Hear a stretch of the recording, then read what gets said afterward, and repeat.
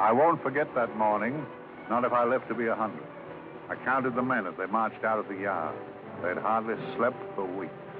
We of the CID had slept even less, but the nightmare that kept us awake was all the same nightmare. That's why we weren't surprised when the commissioner asked us up to the conference room for a bit of a talk. He'd talked to us plenty, we knew that. It didn't help any to know what was ahead of us.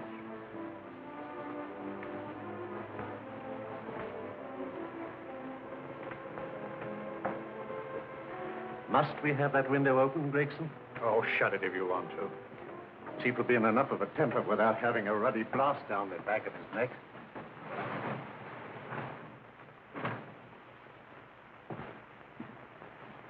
Gentlemen, the commissioner. Stuffy in here. Be seated, won't you? Gentlemen, if you wish to know what able men you are, read any of the works of popular fiction that glamorize your achievements, but don't, I beg of you, read the daily papers. They might give you an inferiority complex. I hate to mention it, but we're confronted with a series of the most atrocious murders since Jack the Ripper. And in the meantime, the CID might as well be playing at shove halfpenny for all the good we've accomplished. Now look. Here, here, and here. Each of these red flags scattered through the city stands for a woman brutally murdered, a woman's terror, a woman's death agony. These are no ordinary crimes. These are the works of a fiend who kills first and mutilates afterwards. A ghoul who hacks off a part of his victim's body and carries it away with him. A loathsome souvenir of his butchery. 3 women murdered so far, and you haven't turned in one clue. You haven't given me one lead. Here you sit and wait for news of a 4th victim, with your arms folded.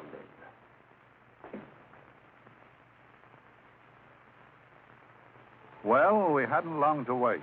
It was down Lambeth Way where a young woman was hurrying home late last night. She saw something and stopped. It was a constable. He spoke to her, and he walked along with her, just in case. He saw her go down the stairway to the basement lodging where she lived.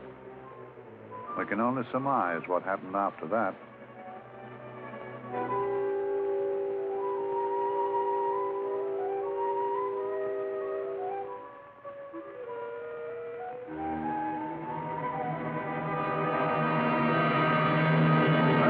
My pride in my pocket and went to see the man who'd so often helped out Inspector Lestrade and myself in the past, Mr. Sherlock Holmes.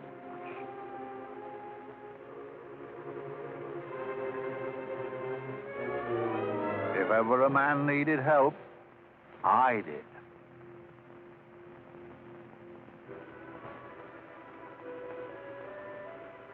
This makes 4, Inspector. 4 defenseless women here in the heart of London. And everyone with the right forefinger hacked off. Not hacked, Inspector Gregson. Cleanly, expertly severed. The work of a skilled surgeon. That's our only clue. Much about the age of my sister's girl. Is there no way of stopping this, Mr. Holmes? Yes. There's a way, somehow. The fiend that did this. I promise. I promise. We've nothing to go on. That's the rotten part of it. We can't get far without knowing the motive. Well, at least we know what the motives were not. It wasn't robbery, nor passion, thanks be, nor yet vengeance. Because they all came of totally unrelated families. Steady, Inspector, steady. Sorry, Mr. Holmes. I don't turn a hair when it's a bloke that can look after himself. A little slip of a thing like that. Yes, it's horrible. Come on, let's get a drink.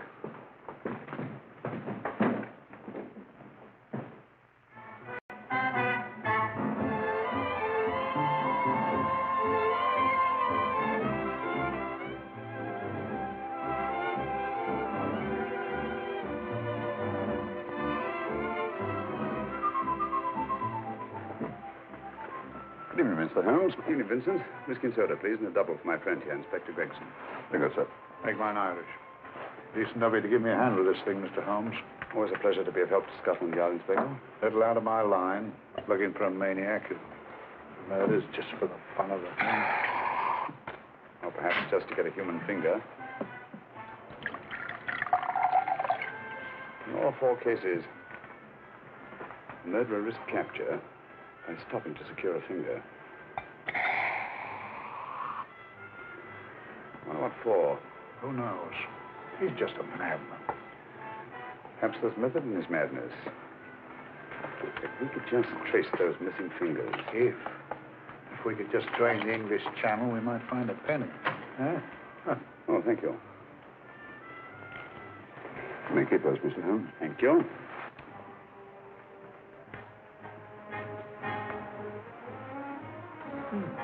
Sir George Fenwick, isn't it? Yes. Is that his daughter with him? Don't be so naive, Inspector.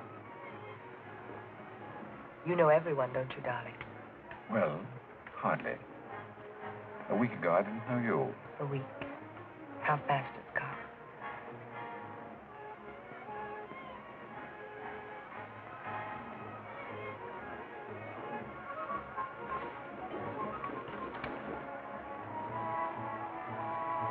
I collect these things.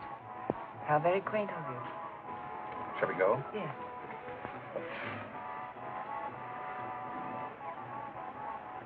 What are you looking at, Mr. Holmes? Looking at a very handsome woman. Not born to the purple, but giving an excellent imitation. Would you like to come to my flat for a nightcap? Lovely idea. Yes, isn't it?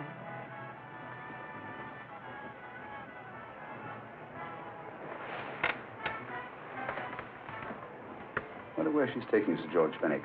Don't be so naive, Mr. Holmes.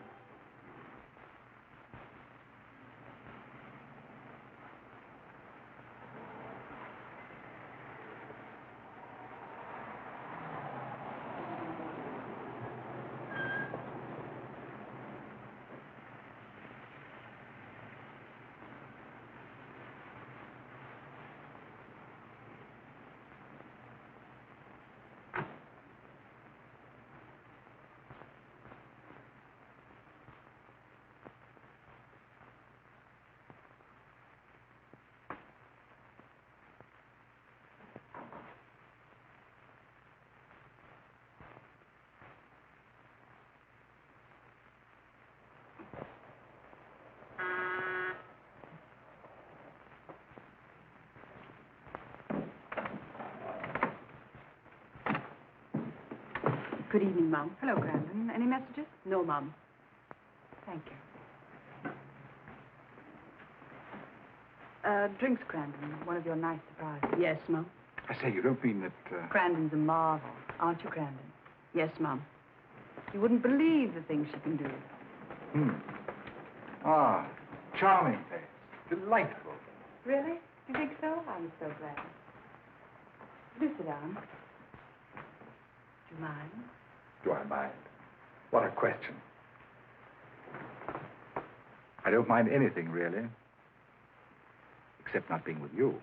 Now, you really don't want me to believe that, do you? Not too seriously. Good. We're both quite grown up, aren't we? Quite.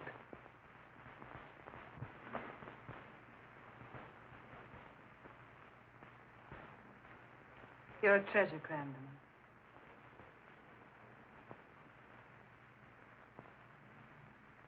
And lower the lights a little as you leave.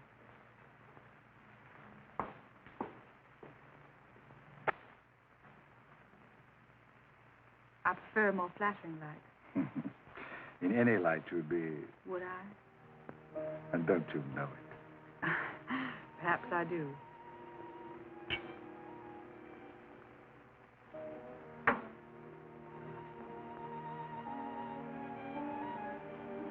Oh, that priceless woman. You wouldn't believe it, but she's absurdly romantic. She loves dreamy music, and she thinks that we... But we do, don't we? Do we? Well, it's rather soothing, restful. Yes. And we all need rest at times. like tired children who played too long. You've played with wooden soldiers, I suppose. Funny. Hadn't thought of that for years. Toy boats were my special joy. Anything I could set afloat anywhere. Like this. And this. Toy boats sailing into the Never Never Land. The land of beautiful dreams. Look. Look, odd, isn't it, how the light is reflected? Little specks of light that move and move. Like stars on a slowly moving stream. You know, Holmes, I'm very sensitive to atmosphere. No? Yes, I can tell by the feel of this room there's been a murder committed here. It may interest you to know, my dear fellow, it was the other side of that door at the foot of the stairs that the poor girl was murdered. If only I could find it. Find what? The one thing these unfortunate victims have in common that might give us a motive for these murders.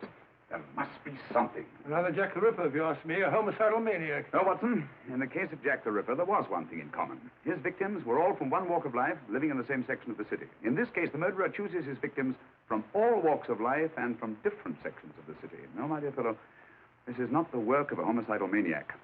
It's something infinitely more sinister. You mean the creeps? What on earth are you talking about?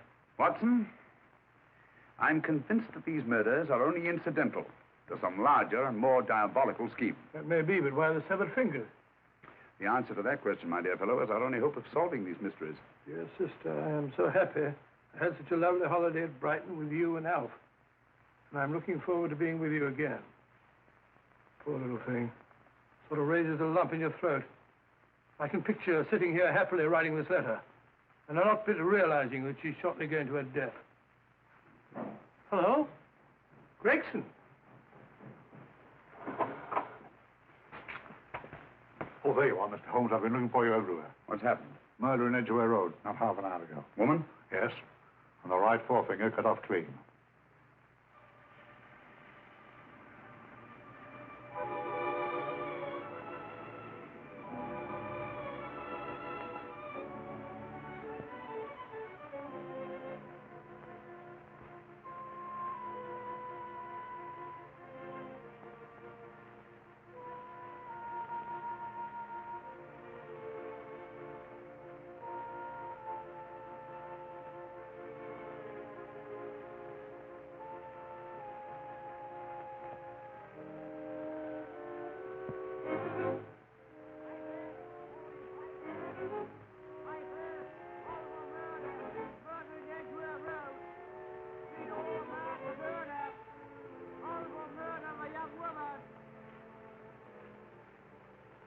Papers! Over murder, papers, all about the murder. Morning papers, all about the murder. Papers, horrible murder. Another young woman found murdered, papers here. Horrible murder, papers, papers, read all about it. Get your papers, murder in Edgware Road. Horrible finger murder. Shocking murder. Murder in Edgware Road. Horrible murder of a young woman. Read all about the murder.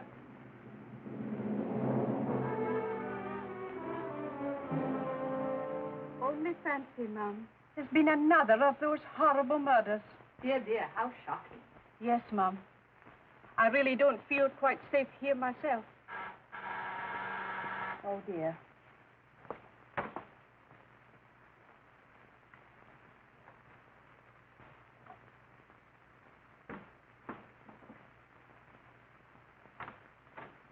Why, Sir George! I must see Miss Marlowe at once. I don't know if she... I must see her. Where is she?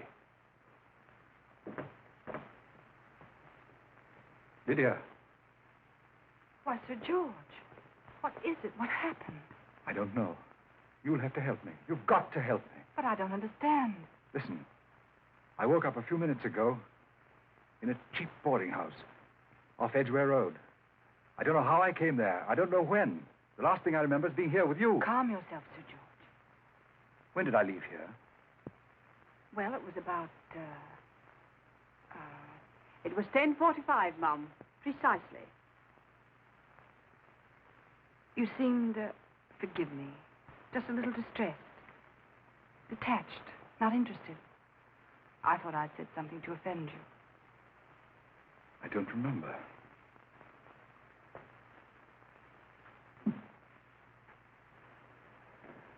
I can't remember. Tell me, has this happened to you before? Before? Well, there is such a thing as amnesia, you know. If it was 10:45 when I left you, it was 9 this morning when I woke. Over 10 hours lost. 10 hours that I can't account for. And in my pocket when I woke, I found... Yeah, in my pocket.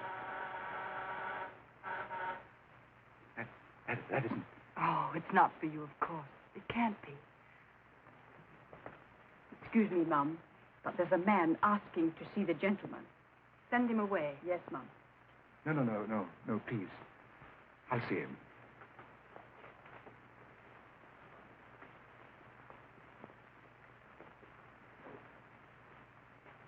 Well? Delightful room. Not much like the place you woke up in this morning. You followed me here? Yes. Are you a detective? Oh, no. Quite the contrary. Don't be afraid, Sir George. You know my name? Oh, yes. A very old and highly honored name. And being the bearer of such a name, and also a very wealthy man, I thought you might care to possess yourself this trifle. Rather than let it fall into the hands of the police. It is yours, if I'm not mistaken. The initials, GF. Where did you get this? It came out of your pocket. I saw it fall, but you never noticed. You were very busy, bending over something with a knife. Then you put something in your pocket.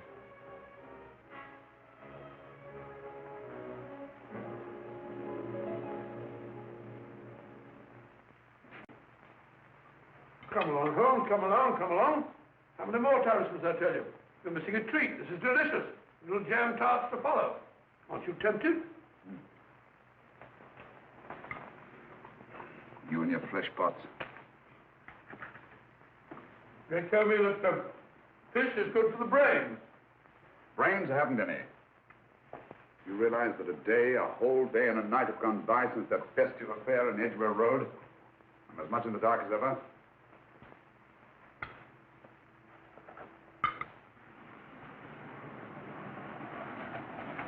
Hello, here comes a client, unless I'm very much mistaken.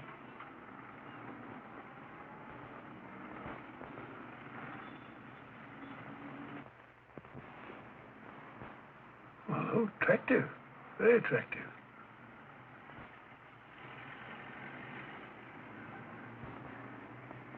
Obviously, she left home under the stress of some very great emotion. How do you know that? She isn't wearing any gloves. A startling omission in a young lady of fashion. Oh, she didn't put her coat on. Open car, too.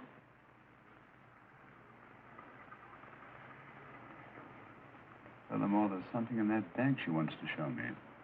What makes you say that? The bag doesn't match her dress, indicating it was picked for size rather than style, to accommodate some bulky object. You amaze me, Holmes. What do you mention, my dear fellow?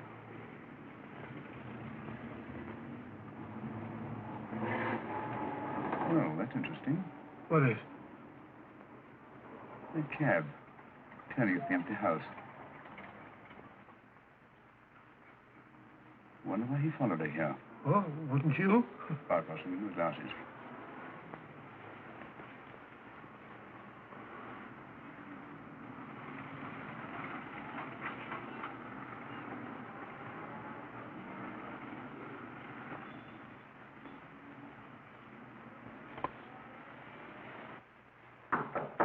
Oh, we shall soon know.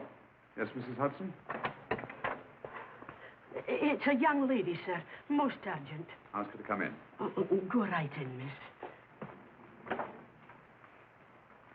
Mr. Holmes? Yes, this is my friend, Dr. Watson. How do you do? How do you do? Mr. Holmes, you must excuse me, please. Yes, well, won't you sit down? Come along. May I? It's quite all right. Thank you.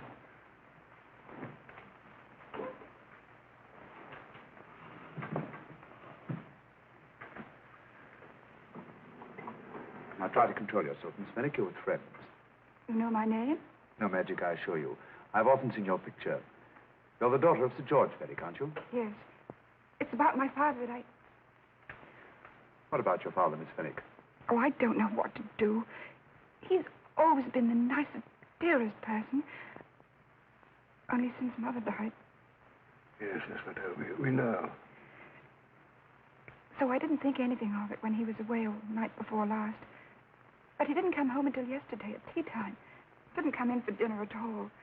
Just paced up and down in the library hour after hour. I begged him to let me in, but he wouldn't. Steady, steady. Now take your time. I couldn't sleep a wink last night. Then I started hearing things. Hearing things? What sort of things? I heard someone in the garden underneath my window. Then I saw a figure moving down the garden path. And I recognized my father. Stealing through his own garden like a thief.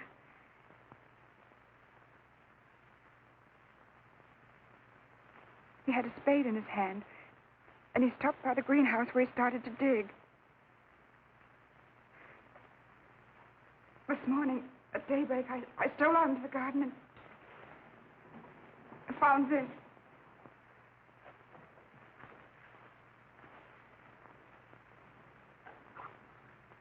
A finger. A human finger. Bring up Scotland Yard, will you, Watson? Ask them to get hold of Inspector Gregson and tell him to meet us at once at George Fenwick's house, Kingston. Operator, get me Scotland Yard quick. Where's my father, Norris? He's still in the library, miss. Thank you. We'll see him right away. Will you come with me, please? Thank you. I got your message, Mr. Holmes. Yes, indeed.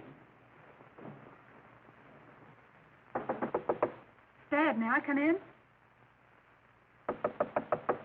Dad. Honey? He doesn't answer. You mind? Please do. Thank you. Watson, quick. Oh, Come along, no, my dear. no, no. Take charge, Miss Fenwick, please. Now, miss, please. Please come along with me.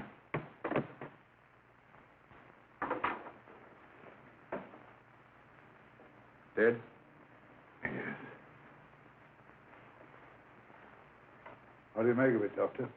Shot in the back between the second and third ribs. The bullet undoubtedly penetrated the heart. Look at the powder marks on his coat. I've been afraid of this. What do you mean? Don't you remember the man in the cab who followed Miss Fenwick to Baker Street? Well, you don't think he had anything to do with it, do I you? think it's reasonable to assume that he tipped off someone that I've been sent for. George has obviously been murdered to keep him from telling me what he knew. What was the weapon used? Small caliber revolver, point blank range, by the look of the wound. The murderer came in through those French windows. The mud from the garden he brought in his boots. Sir George must have surprised the intruder. Passed the room to him here. What follows we can't tell. But from the location of the wound, I'd say that he turned his back for a moment, and as he turned, the muzzle of the revolver was placed between his ribs and one muffled shot fired. And you mean to say he kept on going, even after he was shot? There's no doubt about it. Look there. The trail of blood leads us back to the desk. Something Sir George was after. Something. I know. He was trying to summon help, poor chap. I don't think so, Watson. There's the bell pull by the fireplace. No, you'll notice from the trail of blood that Sir George made straight for this desk here. I wonder, it was something he was desperately anxious to get. Hello. His right hand's clenched. Perfectly natural. Death agony. The left hand lies open. Why only one hand clenched in the death agony? The right hand, the hand nearest the desk. Please note that. If Sir George took something off this desk, something so important that he spilled his last drop of blood to get it, I want to know what it is.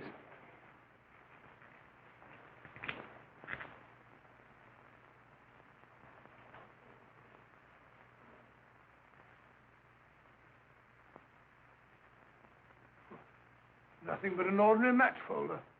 Where does that lead us? I imagine to something very important, Gregson. This match folder's from Pembroke House. Why shouldn't it be?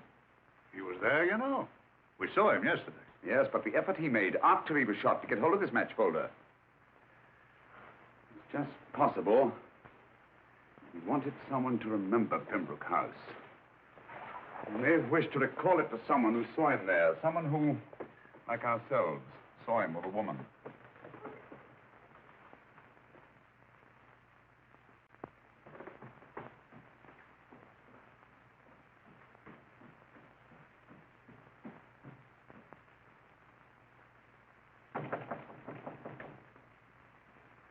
Come in. Oh, Dr. Watson, this came by hand for Mr. Holmes not 10 minutes ago. Thank you, Mrs. Elson. That would be the report from Mr. George's bank. What from Sir George? Oh, really? Don't you remember his daughter told us that he just closed his account? Had it looked into at once.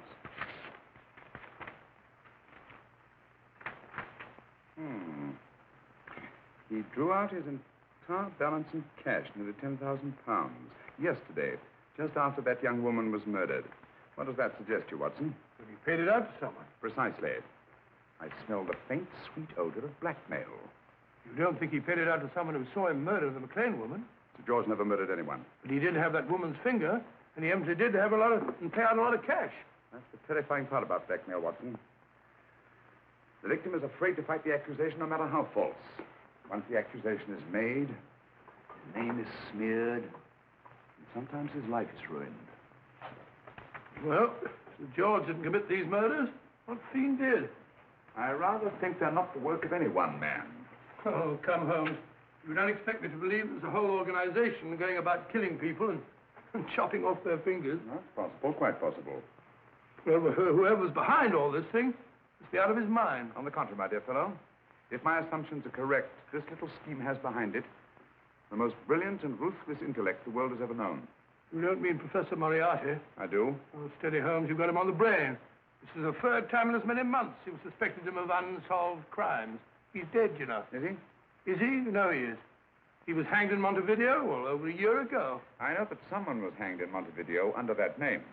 But I'll stake my reputation that Moriarty is alive and here, now in London. Hello? Yes, Dr. Watson, wait a minute. Me? Oh, yes? This is Dr. Watson speaking. No, I'm afraid I've retired. I don't practice anymore. What? Oh, that's a different thing. An emergency case. Well, just a minute. Yes? Yes, well, see that she's not moved. Remember that? Don't touch her till I get there. Fractured case in the Cardinal's Mews. Heavy woman. 14 stone. Look at dust. 14 stone. Just the sort of person who would hoist herself up on a stool to feed the canary. There ought to be a law against fat people. Keep it little dicky birds. Well, so long, old man. I shan't be very long.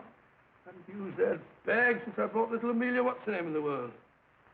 Grew up to be a very unattractive child. Oh, who wouldn't with a name like Amelia? What Amelia? Amelia.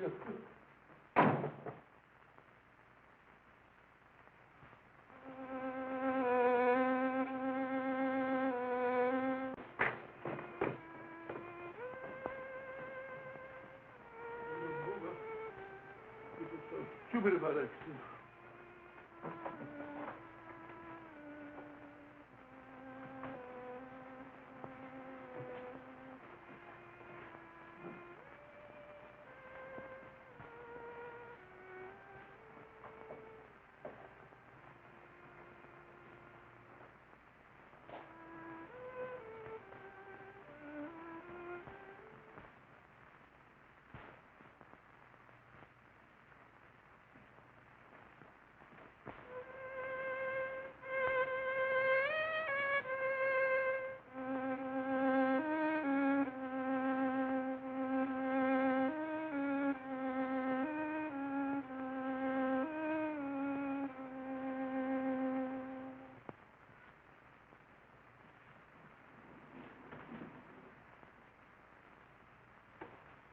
you, Professor Moriarty.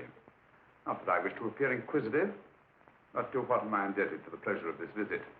Scotland Yard will be interested. It's very convenient for me to have Scotland Yard think that I'm still dead in Montevideo.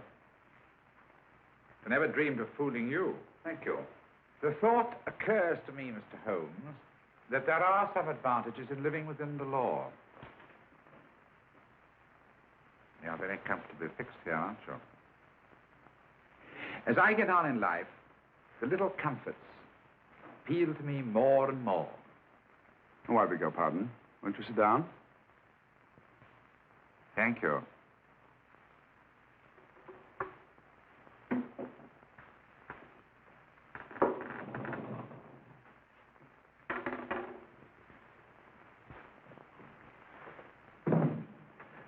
And now, Professor Moriarty, what can I do for you? Everything that I have to say to you has already crossed your mind.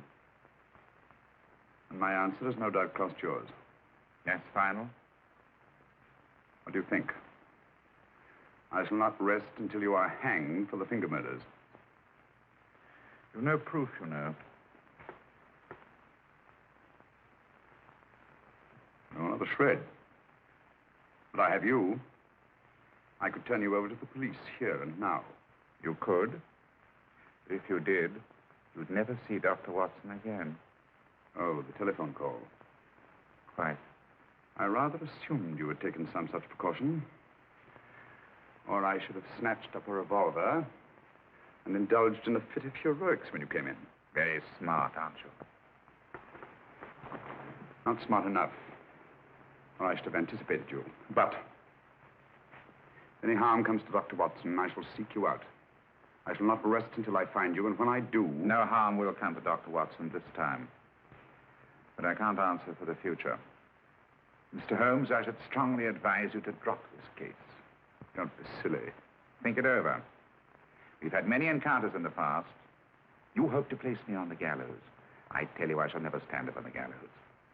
But if you are instrumental in any way in bringing about my destruction, you will not be alive to enjoy your satisfaction. We shall walk together through the gates of eternity, hand in hand. What a charming picture that would make. Yes, wouldn't it? You know, I really think it might be worth it.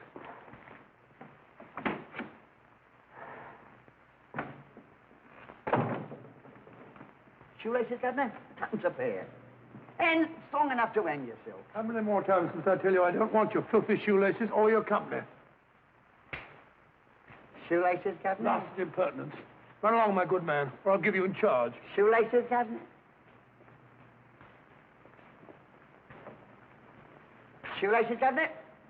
Help a poor bloke. What's only got one arm? Any luck with Mr. Holmes? You can read his obituary in tomorrow's papers.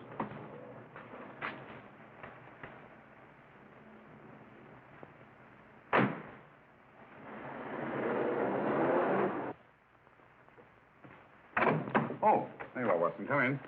I was, just going out to look for you. Look for me what for? Suppose you don't think I know my way about. Well, you're right, I don't. Blast all practical jokers anyhow. Know where I've been? On a wild goose chase. Exactly. There's no such number in McCardle's Muse. Some fool's idea of a joke. Did you see anyone? No, nobody especially. Only a whining old idiot selling bootlaces. Assistant beggar, wasn't he? Stuck to you like grim death. Huh? How do you know? He finally left you for someone who looked like better pickings. Someone, my dear Watson, was Professor Moriarty himself. What? Just called on me. Moriarty here and you let him go? But you must be out of your mind. Why? Well, he bluffed me into believing that he was holding a friend of mine as hostage. Friend of yours who? Oh, nobody very important, just a fat, lazy fellow. Medical man, I believe. Medical man? Do I know him? Yes, I think you do. A fellow by the name of Watson. Watson, never heard.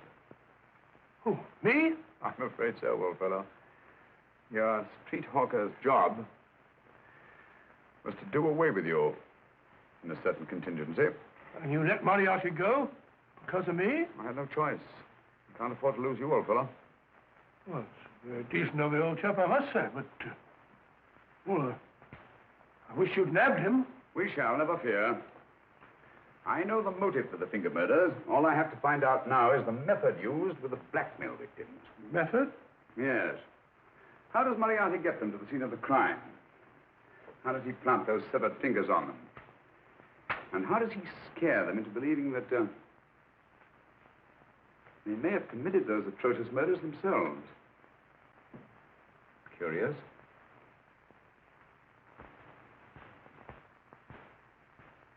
Very curious. Huh? Curious? What's curious?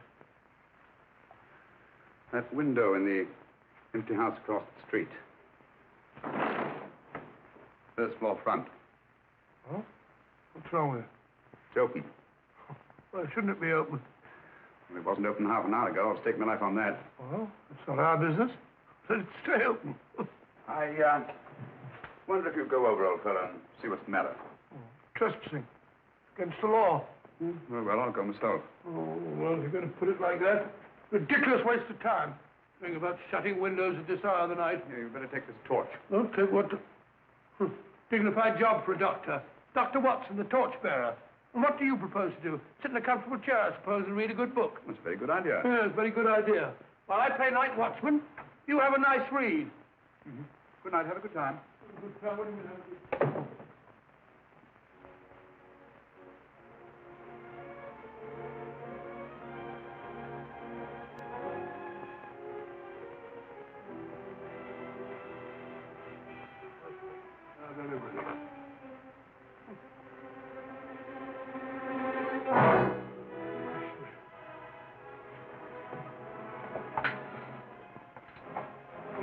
For? Oh, umbrella stand. Pretty little thing to keep about the house. Must have been a pet.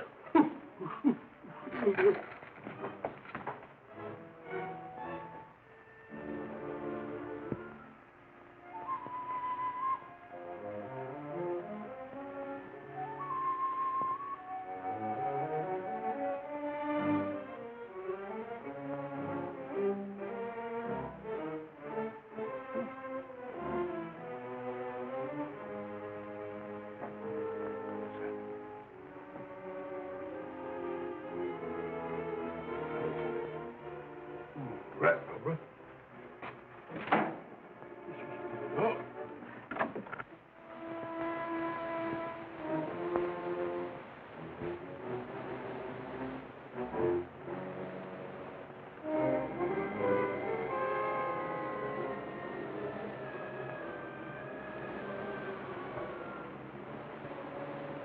Well, he sits comfortably reading a book.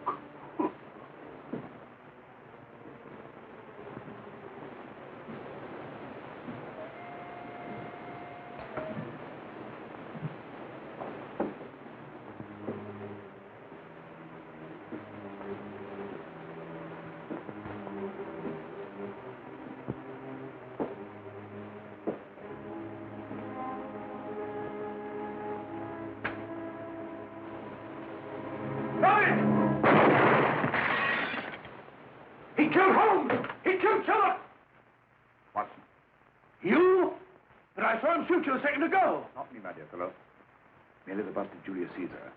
Incidentally, you may have noticed that all through the ages, prominent men have prominent noses. Oh, I'm afraid we're in for terrible trouble again with Mrs. Hudson. Windows smashed, plaster all over the floor. Get up, you.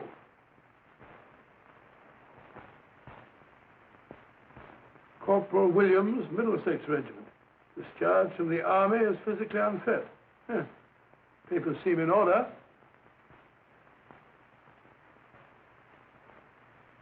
Now, Corporal Williams, you've seen service in the Far East, haven't you? The East. I thought so.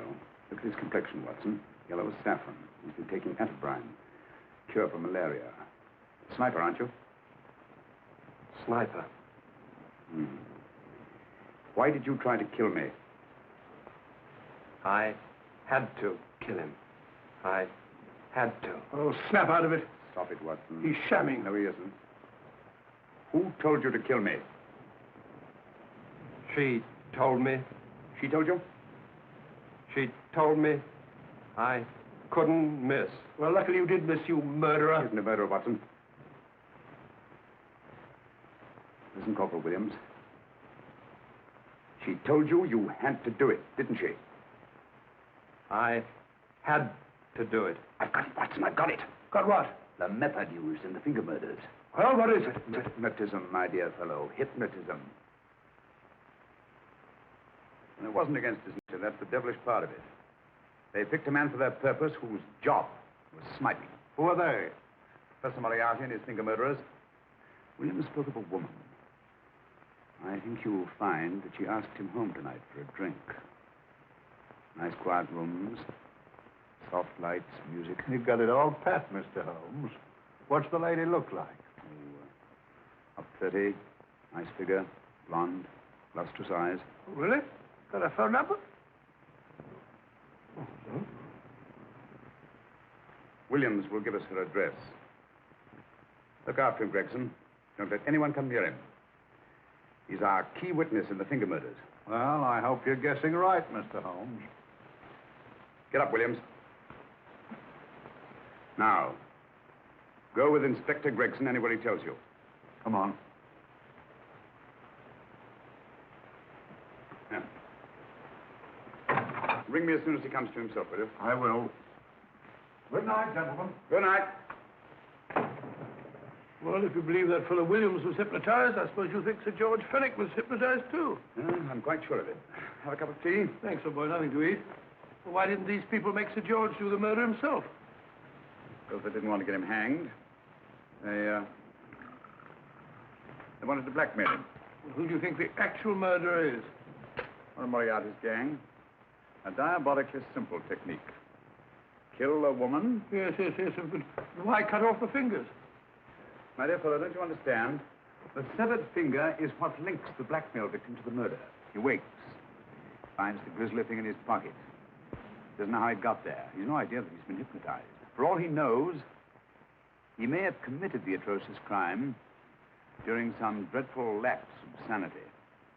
In that state, when he's utterly demoralized, the blackmailers take over. Is that it? Undoubtedly. You see, they swear that they saw him commit the murder. And being human, the victim will pay anything rather than stand trial on a charge that will make his very name loathsome. Well, it all fits in if you believe in hypnotism. The only possible explanation. You think the hypnotist is that woman with the blonde hair and the lustrous eyes, the woman you invented? I didn't invent her. I saw her. What are you talking about? That woman, my dear Watson, was with Sir George when he left Pembroke House. I saw her there. I shall see her again, and Williams will lead me to her. That's why it's so important to keep him safe. He will identify her.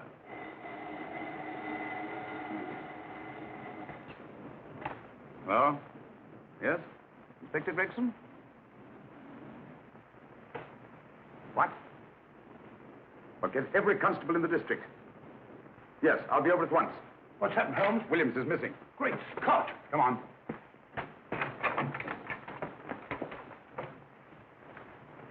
Lorry crashed into Gregson's car. During the confusion, Williams disappeared. Escaped, eh? No, kidnapped. To keep him from talking when he came to. You don't think that Moriarty... Moriarty? Anything is possible.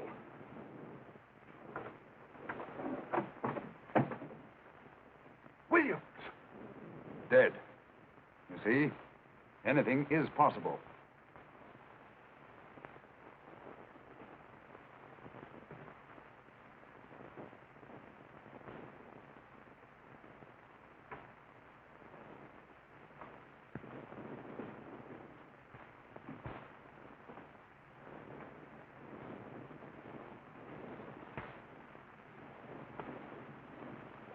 Oh, good morning, Professor Moriarty.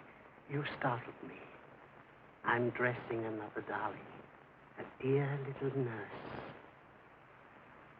Is there anything wrong with your finger? Just a splinter. Nasty thing, splinters. Most trying. One can't be too careful. But I'll get it out for you. I have the very instrument to help you. Sharp enough to split a hair. Put those tools away until they're needed. But they're not tools, sir. They're instruments. Put them away. Is Lydia in? Yes. But really, you should let me. Get dressed.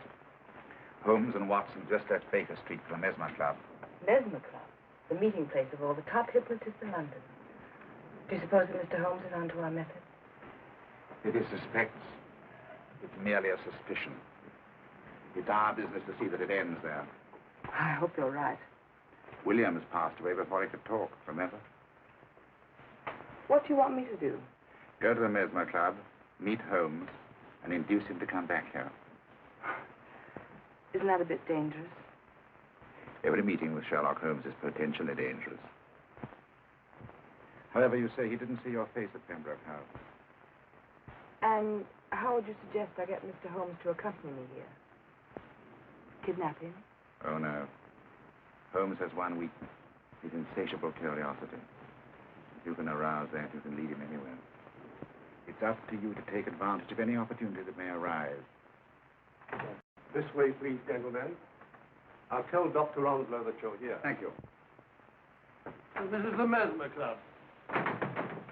If you ask me, hypnotism is a lot of mumbo-jumbo. Oh, come now, Watson. As a medical man, you must admit that hypnotism has its place in modern science. That may be, but 90% of hypnotists are crooks of the worst kind. Nothing more than a lot of charlatans exploiting weak-willed morons. Ah, Dr. Onslow, I believe. Happy to meet you, Mr. Holmes. Your brother Mycroft suggested I might be of help to you. He's a valued member of our little group of charlatans and crooks. Beg your pardon, sir. I didn't know you were listening. Behind the curtain. My friend, Dr. Watson. Oh, delighted. I wonder now. You see, we're in the midst of a little experimental session at this very moment. If you'd care to join us. Certainly, That'd be very instructive. Oh, well, will you follow me? Thank you. In treating his patient. But today, the therapeutic value of hypnotism, as we now call it, is conceded by innumerable physicians. Especially is of value in surgical cases where the administration of local or of general anesthetic is inadvisable. Inadvisable poppycock. For the sake of latecomers, I may say that I have placed this subject under profound hypnosis. In this condition, he can feel no pain, even under applications which normally would be excruciating. Excruciating? Excuse me, please. Carter, you are having a peaceful sleep. You feel nothing. Your arms and your hands are without sensation. Mowbray, the long needle.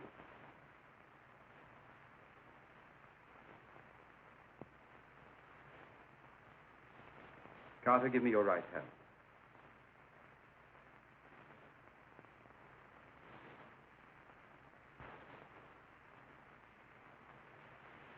As you observe, the needle has been thrust completely through the subject's hand. No feeling, no pain. This lack of feeling is the one infallible test of profound hypnosis. Nonsense. Fellow's full of drugs.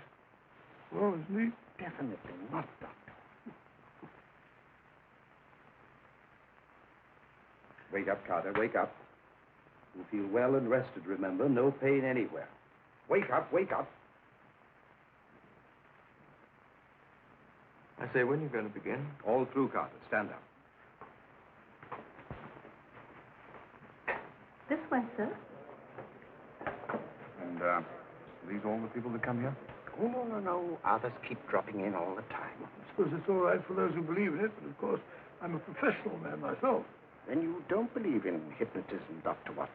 I don't deny that there are certain types of hysterical, feeble-minded people who go under if you point your finger at them. But anyone with an ounce of character... How right you are. You see right through our little artifices, don't you, Doctor? Right through, my dear sir. Right through. Right so. But with the feeble-minded, as you say... excuse us, Mr. Holmes. Certainly. Step over here, won't you? Certainly, sir. Anything to oblige.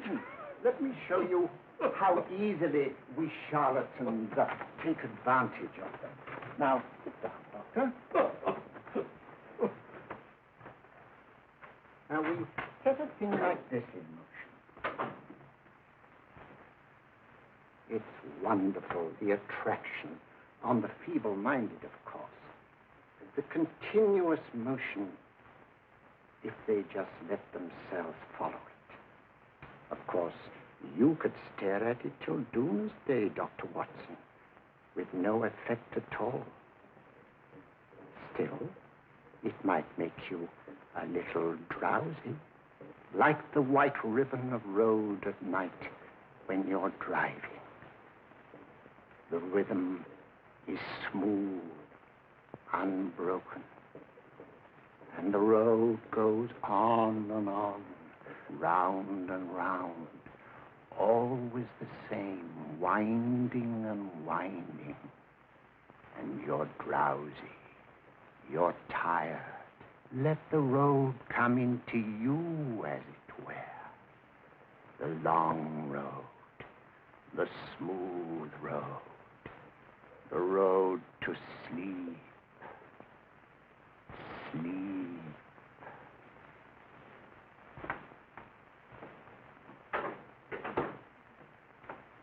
Open your eyes.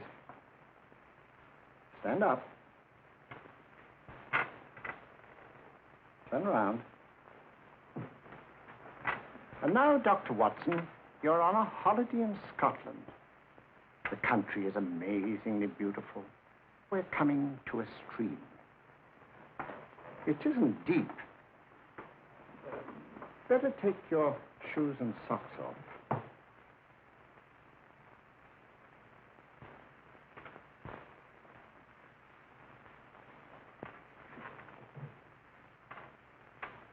Roll up your trouser.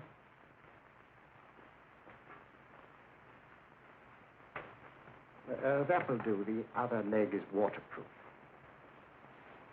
Turn around. Mind the pebbles.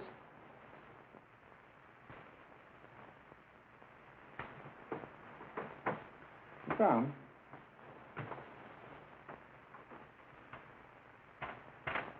Wake up now.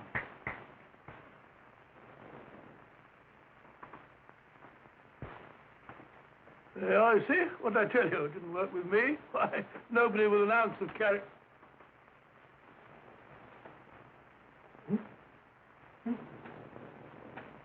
I think you'll need these.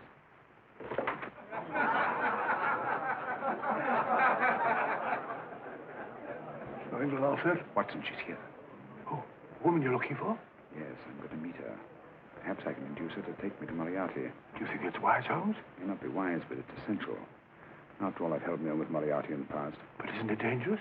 She might be a hypnotist. My will isn't stronger than hers. I deserve to be hypnotized. I feel I must protest, Dr. Onslow. I was told this was a gathering of serious students of a great science, and I find myself in a company of buffoons. Oh, my dear madam. Elliot and Esdale brave. Were those men martyrs for the truth? That you may laugh over your childish, cruel tricks? I must say I'm in complete agreement with you, madam. This was a most unnecessary performance, Dr. Onslow. Beg your pardon, sir. My name is Holmes, Sherlock Holmes. At your service, madam. Thank you, Mr. Holmes. I'm afraid I've created a rather embarrassing situation. But you see, I'm interested in the serious study of hypnotism. So am I, too. Perhaps we have something in common, Mr. Holmes. Perhaps we have. Would you join me for a cocktail at Pembroke House? I should be delighted. Good.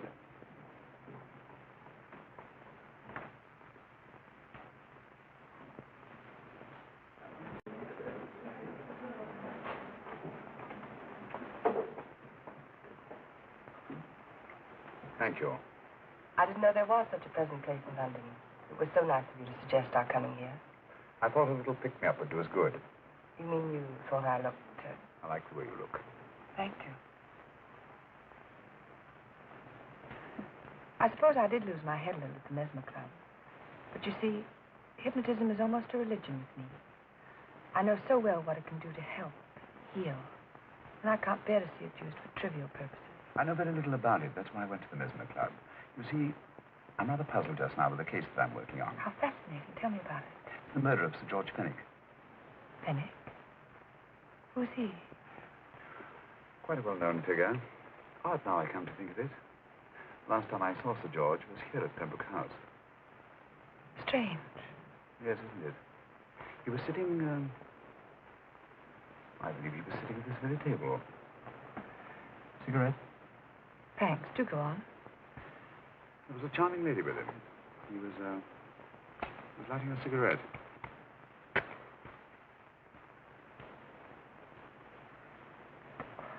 Charming. Did you see her face? No, worse not. Merely her back. How unenterprising of you. Yes, wasn't it? Afraid I'm getting a little older. I shouldn't say so. That's nice of you. Still, the first time in my life, I've got hold of a case that's beyond me. I'm actually losing sleep over it. You know, Mr. Holmes, I believe I could help you. Really? I should be very grateful. You're amused. No, really skeptical. How would you go about it? I've used hypnotism more than once in healing. Not for profit. I'm not a professional. But I do think I could help you. If you care to... I can't think of a pleasanter experience.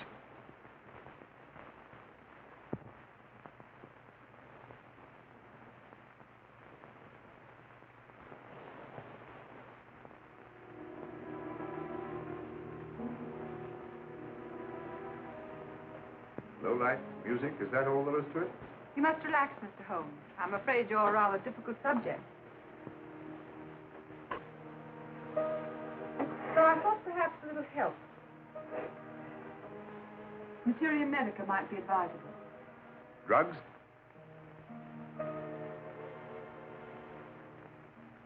No, I'd rather not, if you don't mind. As a matter of fact, I'd rather not myself. But Schrenknoffen, he practiced in Munich, you know. Believed it the best means for difficult subjects. Do you mind? Well, as a matter of fact, I don't approve of sedatives. Just as you wish. We don't have to go on with this at all, you know. Wait a minute. Wait a minute. All right. I'll take a chance. It's really quite harmless. What is it? Cannabis japonica, an oriental soporific. You'll need water.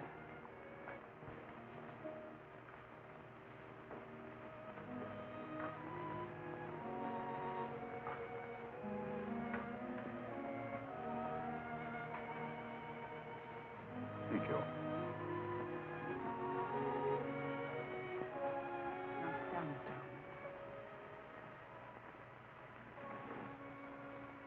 Holmes. You'll feel yourself growing drowsy. Don't fight it. Give in to it. Because you do want to sleep, you know. Just fix your eyes on this one white flower floating on the water. Empty your mind of every other thought. Follow the motion of the water. So smooth. Not a ripple. Waters of forgetfulness. Steady. Deep. Strong. Strange, isn't it? How the light is reflected. Little specks of light that move and move.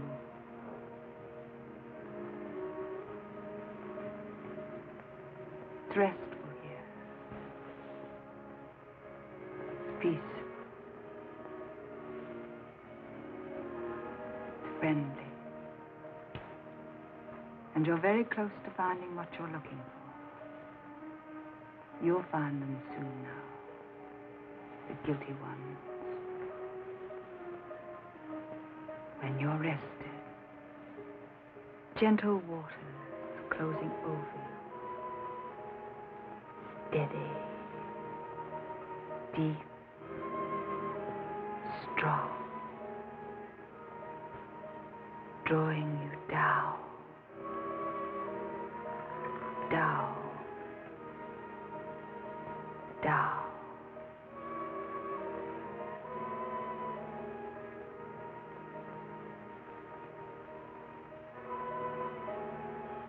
Sleep. Sleep. Sleep.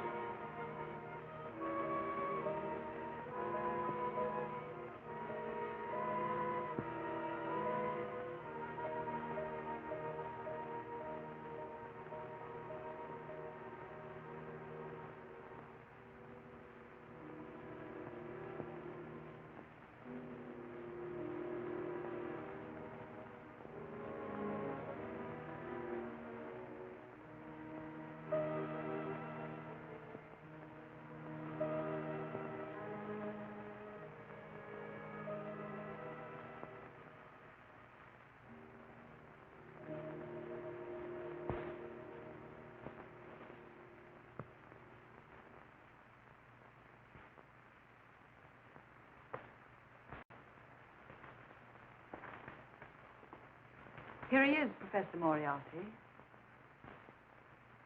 Stand up, Mr. Holmes.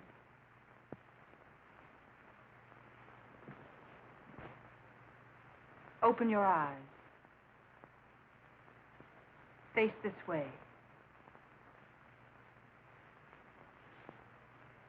Are you satisfied?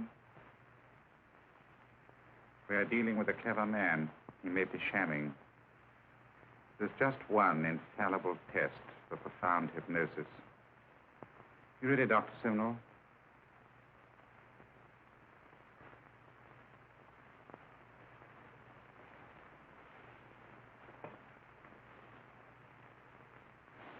That will do, Doctor. He couldn't fake insensibility to the knife. I congratulate you, Lydia. Turn round, Mr. Holmes. Now walk to the desk.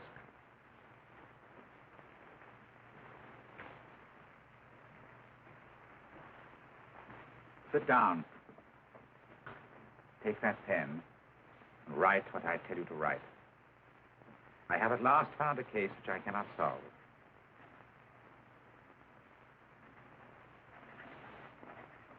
I have outlived my usefulness. Therefore, I have decided to end my life.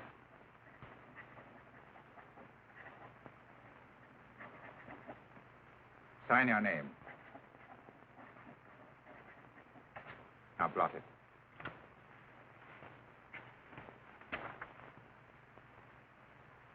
Fold it up. And put it in your pocket.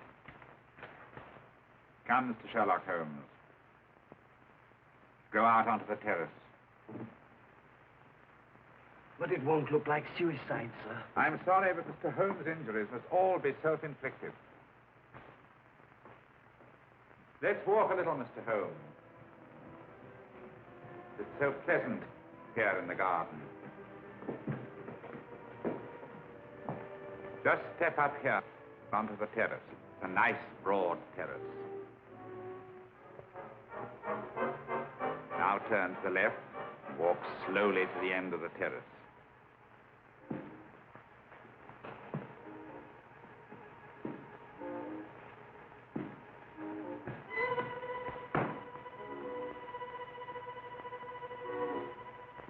Don't stop. You must walk to the end, you know.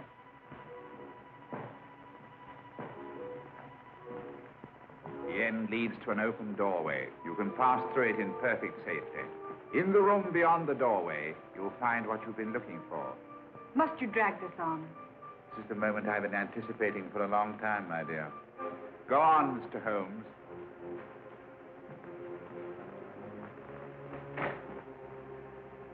Through the open doorway, you will find the man responsible for the finger murders and the death of Sir George Fenning. Professor Moriarty. Holmes! Stand still! What a beautiful view, Watson. I'm quite enjoying it. No, you're not. You're hypnotized. You're under a spell. Stand still. Don't move. Steady, Holmes. Steady does it. Stand perfectly still where you are. Nonsense, Watson. You don't know what you're doing. Of course I know what I'm doing. You mean you're not hypnotized? Certainly not. Then get off the wall, you idiot. Oh, look out! Oh, what were you doing up there? Holding the fort until you arrived. What kept you? Oh, I ran into a spot of trouble on my way to Scotland Yard. I was arrested for exceeding the speed limit. Your luck seems to hold, Mr. Holmes. I'd hardly call it luck, Professor. You see, I substituted a drug of my own for the one that this dear lady pressed on me. You are clever, aren't you? A drug that, although it leaves the subject conscious, renders him quite insensitive to pain. That accounted for my lack of reaction to Dr. Simnel's knife. Well, Gregson, quite an impressive haul. Even Inspector Lestrade himself couldn't have done any better. Thanks, Mr. Holmes. Take him away. All right, put her in the van. I was right, Mr. Holmes. You are a difficult subject. Thank you. And now, Professor, our score is settled. Au revoir until I see you on the gallows. The rope has not been made that'll go around my neck. Come on.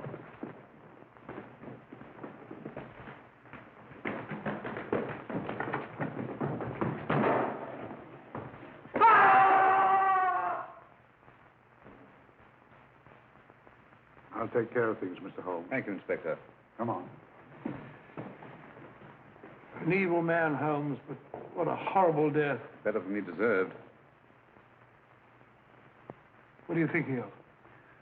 I'm thinking of all the women who can come and go in safety in the streets of London tonight. The stars keep watching their heavens. And in our own little way, we too, old friend, are privileged to watch over our city.